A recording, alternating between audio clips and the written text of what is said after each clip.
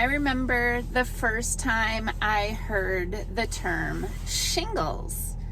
I was a little kid and my mother was on the phone and she was talking to somebody and she mentioned that an elderly person that we knew, I think it was a family member, I was very small, had shingles.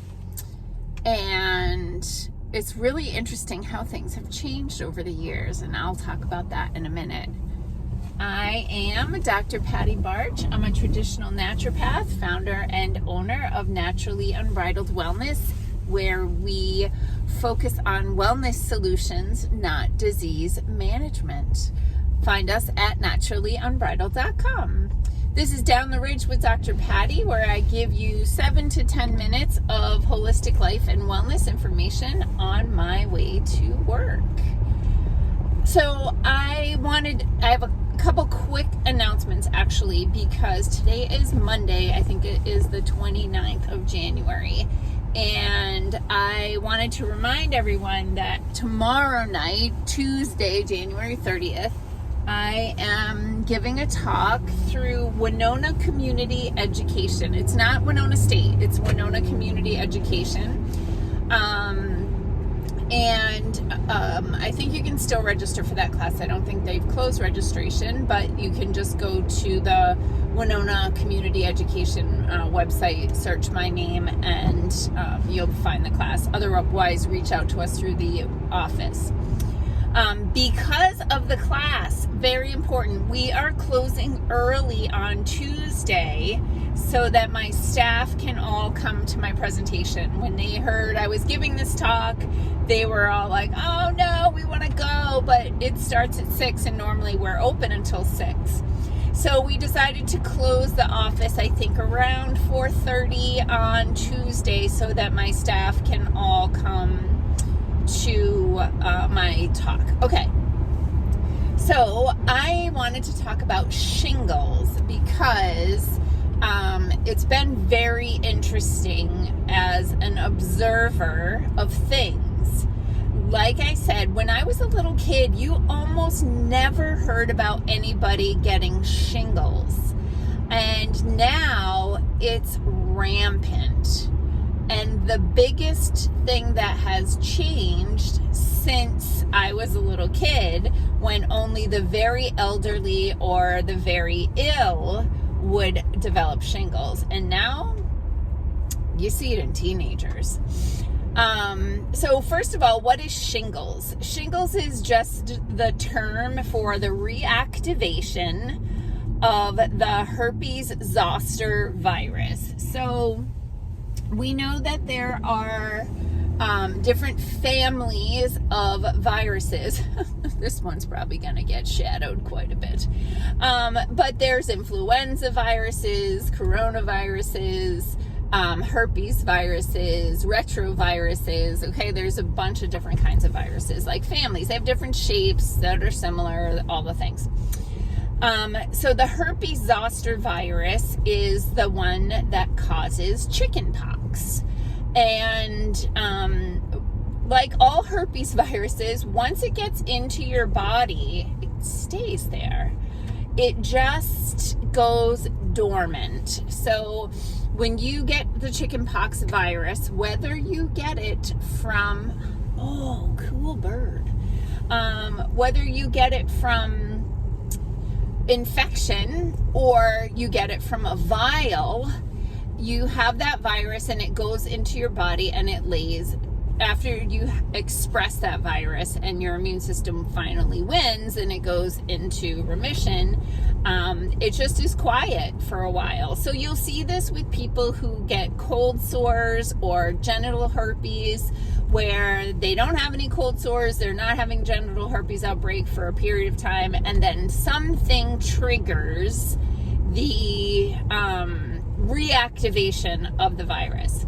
So this is common. Like, I get cold sores, and what will happen to me is if I am super stressed Stress is super challenging for the immune system. And when you are stressed out, your immune system is weakened and you are more vulnerable to new infections or reactivation of latent infections. So for me, if I get a sunburn on my lips, that UV radiation will signal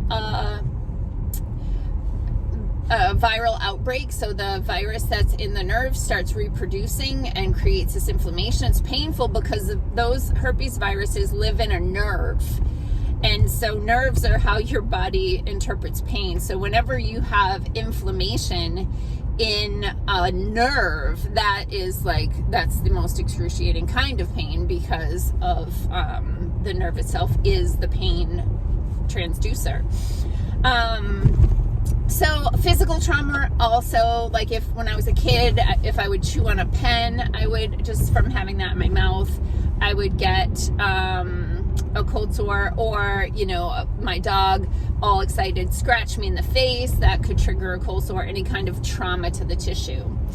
But what we have seen since the development of the vial to supposedly prevent people from getting chickenpox, and then to prevent them from getting shingles, once those things, which, by the way, it's probably, whoa, hello dear, it's probably the same thing because it's the same virus.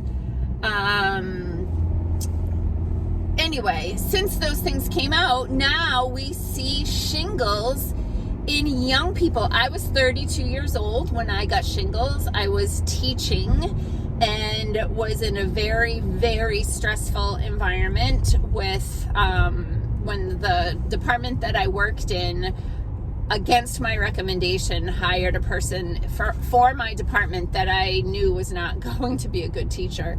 And it was a nightmare, and I was super stressed out. And at 32 years old, I developed shingles.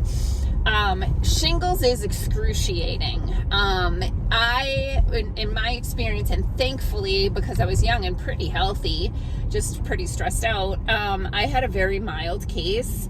But it still was super painful because it's in the nerve. It feels like a burn. It feels like you have gotten a burn or a brand, just extremely excruciating. So what are some things that you can do to support your immune system? Well, for one, you don't want to trigger it with things that could be creating other types of problems. You don't want to overstimulate your immune system with toxins, pathogens, things that come in vials. Those triggers to the immune system can cause this flare to happen. Certainly, like I said, stress, vitamin A, oregano oil, the amino acid lysine, all of these have been shown to have some benefits in supporting the body through that situation. I know when my father-in-law had shingles, I made a topical spray. I think I made it, I can't remember what I used for the base. It was probably aloe vera juice, but it might have been witch hazel. Anyway, I added essential oils of lavender, frankincense, and peppermint, and that gave him a lot of relief. We have a couple remedies, homeopathic remedies in the office.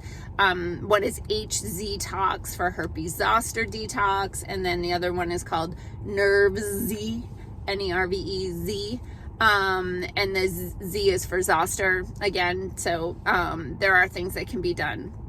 So I know a couple years ago when people started rolling up sleeves, there were rampant reactivations of the herpes viruses. So my clients who had genital herpes, when they rolled up their sleeve, they got excessive outbreaks that were not responding to medication that they had been prescribed.